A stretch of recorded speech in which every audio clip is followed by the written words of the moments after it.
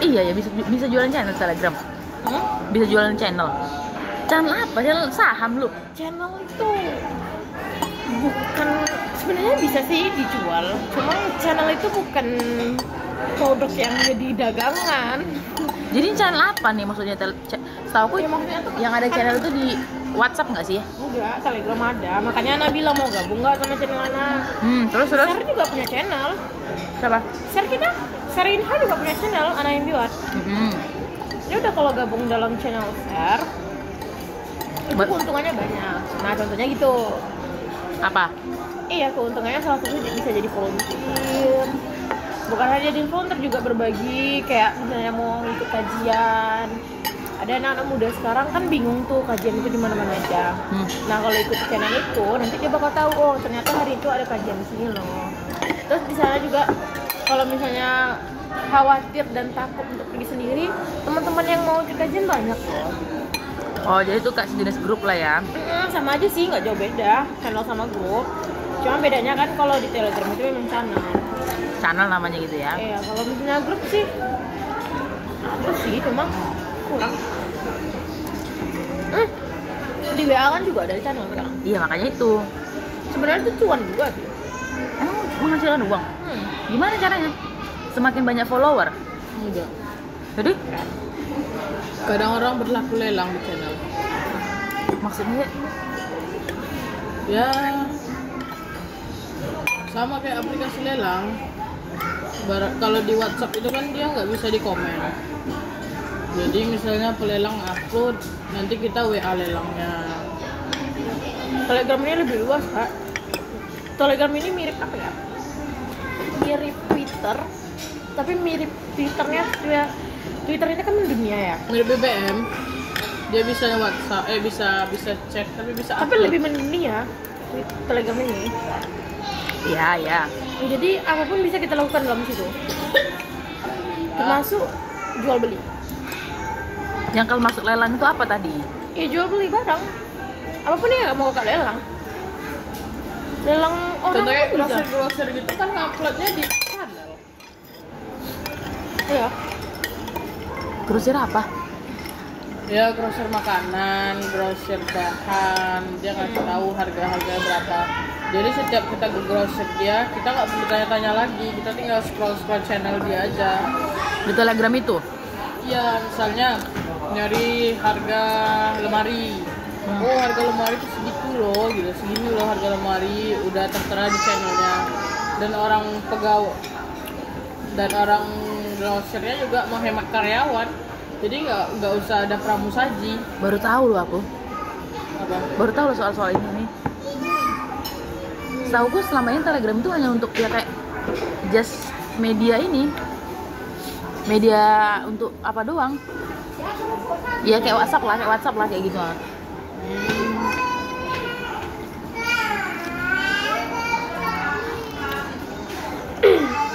Terus yang kalau masuk yang jualan itu gimana? Gua tuh juga nama aku. Kayak gitu. Jadi kakak bikin channel, kakak jualan gelapnya. Yang lihat siapa? Iya, orang-orang Ya, pelanggan. channel. Itu namanya pelanggan. Orang-orang yang salah, Langganan. orang-orang yang ini yang masuk ke channel itu. Kayak gini loh. Misalnya kakak kan datang ke sebuah grosir itu kan punya ruko. Rukonya kan gede banget, untuk manggil pramusaji itu kan susah ya. Kakak tinggal bilang produknya, namanya, harganya. Selesai. Jadi pas kakak lihat lemari itu, oh segini harga lemarinya, oh segini harga itunya. Terus kakak sebagai pelanggan ya otomatis kakak pengen beli ini, kakak datang ke toko atau kakak chat adminnya, kakak sudah dapat produknya. Dikirim gitu. Iya, bisa dikirim, bisa datang langsung ke toko. Kalau langsung datang ke toko, otomatis kakak bisa lihat langsung dan menyentuh barangnya.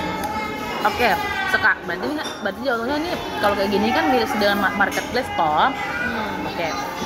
Sekarang bagaimana caranya orang tahu kalau kita punya channel? Nah, Iya, dengan berbagi link kakak. Itulah gunanya sosmed.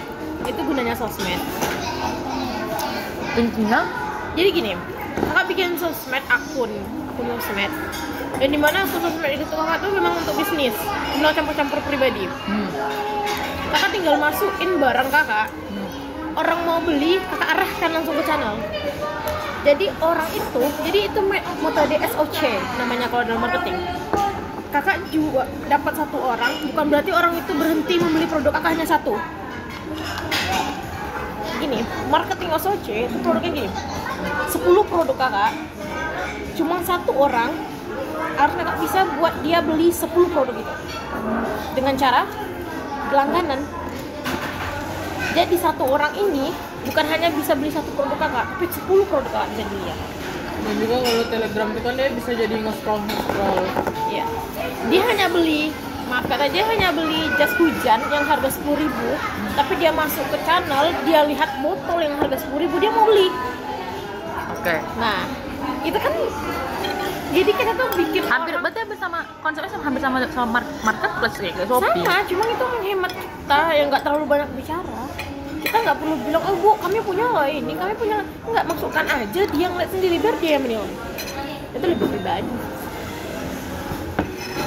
Berarti kita harus punya barang kalau ini kan? Nggak punya barang pun ya tergantung nggak kalau Ya buka misalnya. aja sistem PO kak. Nah itu misalnya kalau kakak bilang punya barang, otomatis itu punya pribadi kita. Kalau kita nggak punya barang, itu namanya apa? Dropship. Ya kan nggak sih? Dropshipper. Intinya kita harus punya barang fisiknya kan. Dia beda konsepnya sama affiliate toh. Iya toh, beda kan? Iyalah, jelas kakak yang Bisa punya aja. channel. Oh, media itu kan bisa jadi affiliate. Kayak gini. Kita kerja sama brand misalnya.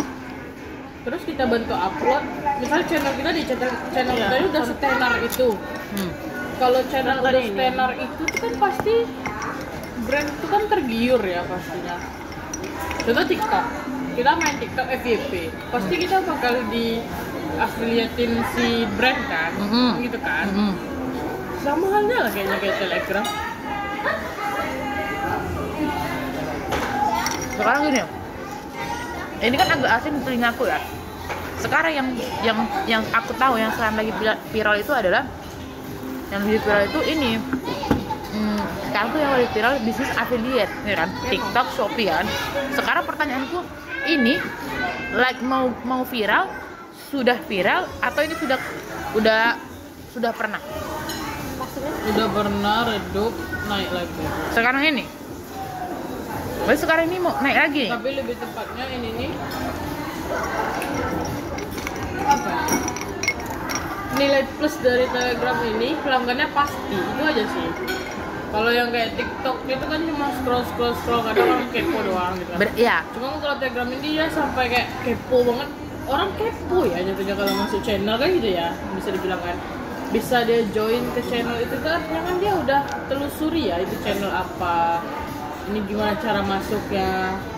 Terus kalau misalnya Telegram ini dipromosikan di Instagram atau di mana-mana websitenya, otomatis kan orang-orang baca dulu. Gak tau ya, kalau aku pasti gitu, baca dulu apa sih yang mau dimasukin nih gitu. Sebenarnya titik poinnya pembahasan kita tadi kan channel. Channel ini sebenarnya tempat berbagi. Sama dengan grup-grup lain, mereka tuh tempat berbagi. Tapi kebanyakan karena teknologi semakin canggih, tempat berbagi itu pun jadi transaksi. Jadi mereka melakukan transaksi berupa apapun, jual beli bisa, transaksi berkawan bisa, transaksi ta'aruf pun bisa. Iya ta'aruf. Ngerti nggak? Teman dia soalnya punya channel ta'aruf dia di Telegram. Soalnya kan Jadi Telegram ini udah bisa inti poinnya di situ kan. Channel itu tempat berbagi tapi menjadi inovasi baru bagi orang-orang. Yes. Inovasi yang Biar lebih mudah kakak pahami lah ya. yang dulunya itu kan anonymous chat gitu loh. Iya. Orang perkenalan tanpa harus tahu ID-nya, tanpa harus tahu dia siapa yang chat. Sampai nanti merasa cocok, ID lu mana sih? Gitu kan. Share ID yuk. Siapa ya tuh orang itu? Ujung-ujungnya jadian, ujung-ujungnya gitu.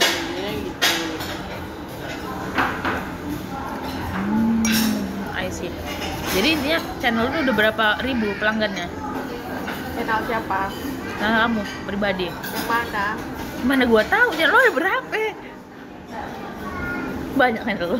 Lu ternak channel. Jual gitu. Serius lu? Serius mau beli nggak? Tes.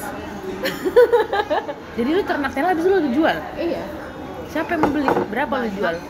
Tergantung channelnya, tergantung langganan sih sebenarnya. Dan bersihnya channel, ada beberapa channel yang nggak bersih sih, kayak bekas sesuatu hal yang I see. Oke, intinya berapa per channel lu jual? 200 kata 200.000 maksudnya. Dan itu orang yang mau beli channel itu banyak kah? banyak banget malah. Forward.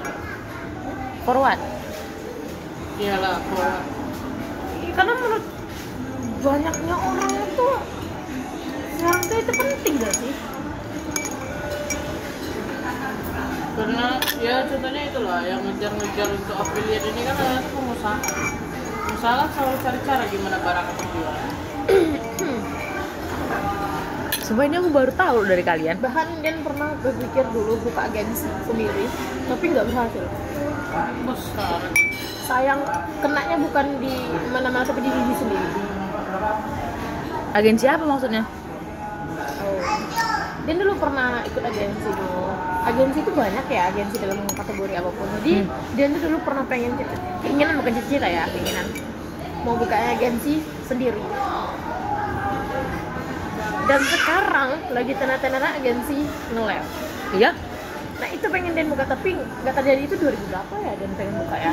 Agensi live itu udah lama. Agensi live, tapi nggak agensi live yang, kalau agensi live itu sebenarnya udah lama ada, cuma sekarang lagi di progres sama mereka. Agensi live itu produk, yes. Jadi gini, kakak introvert, nggak bisa ngomong di kamera. Aku tahu kalau agensi jualan. Kakak nyewa sama dia, Iya, aku tahu itu. cuma 1 jam 30.000. Iya, aku tahu. Dulu kan banyak yang kayak gitu, cuma kenapa baru sekarang diangkat? Karena memang banyak produknya dan tinggi affiliate-nya orang. Karena memang Tingginya perjualan produk yang berafiliat. Nggak hanya cukup di perantara channel sih, memang Dari cukup. yang nggak tahu jadi tahu. Dan sekarang bahkan lebih tinggi teknologi kak. Kita nyewa live jasa agensi nggak perlu manusia, AI. Jadi mereka hanya butuh sebuah laptop, komputer, sinyal. sekarang pertanyaanku, Itu terjadi. lu bisa nggak buat itu? Kalau untuk apa AI? AI. Yes, saya bukan orang IT, jangan bertanya Bisa dong. nggak? Itu harus ada codingnya. Iya, soalnya aku pernah lihat. Iya, Nah, kalau saya udah pernah bikin live pakai AI, otomatis saya udah bisa bikin game dong. EA itu bentuknya sama kayak kita bikin anime. Kalau digital itu kan coding sama kayak EA. Lu percaya nggak? Kalau misalnya kita bertiga ini, kita ngerti cara menggunakan AI itu buat live, bisa kita sapu rata marketplace. Satu AI ini kita buat misalnya satu AI untuk jualan pakaian, lebih spesifik lagi pakaian anak-anak. Kita buat lagi AI yang lain. Atau kalian punya temen nggak yang bisa buat itu, yang bisa coding buat AI itu? Nggak segampang itu. Dan EA itu harus ada hak cipta. Nggak segampang itu kan. EA ini sama kayak karya. Of course I see, tapi kan intinya gini, nggak apa-apa kita beli, tapi kan bisa kita gunakan berulang-ulang. Belinya juga nggak murah kan. Bukan EA itu dijual, dilelang orang kaya gitu bahkan. Kak, AI Makanya itu, EA pemerintah di gini. Cime. AI itu bukan barang, itu teknologi. Yang dimana bukan kita yang bisa menguasai, tapi ada yang lebih di atas kita. Tapi gue pernah lihat ada orang yang jualan pakai Indonesia AI. udah ada kok 3 orang. Tapi tahu ketiganya itu sampai sekarang nggak tahu siapa yang di atasnya. Masih ada salah. Sama ya. Apa ya, kalau bahas teknologi ke pemerintah ini panjang juga. Pemerintahnya EA-nya dibully. Dan kakak seharusnya nggak ngerekam itu. Hah? Ngerekam pembahasan kita. Kenapa emang? AI bisa masuk ke HP kakak? Iya sih benar. Ini kita diculik loh. Nggak sama, maksudnya tuh Track record. kakak masih mau ngerekam. Emang kenapa? Kakak masih mau ngerekam. Heeh. Emang kenapa gue nggak ngomongin, nggak ngerti? Nggak, maksudnya tuh lebih nyaman nggak sih kita ngomong tanpa rekaman? Emang kita ngomong bahaya ya? Enggak sih. Siapa aja bisa retas HP kita. Serius, kamu pernah? Aku pun bisa retas HP ya kak. Gimana caranya? Serius lo? Ih, gila sih kalian ngerti teknologi. Makanya kak mesti ngerekam.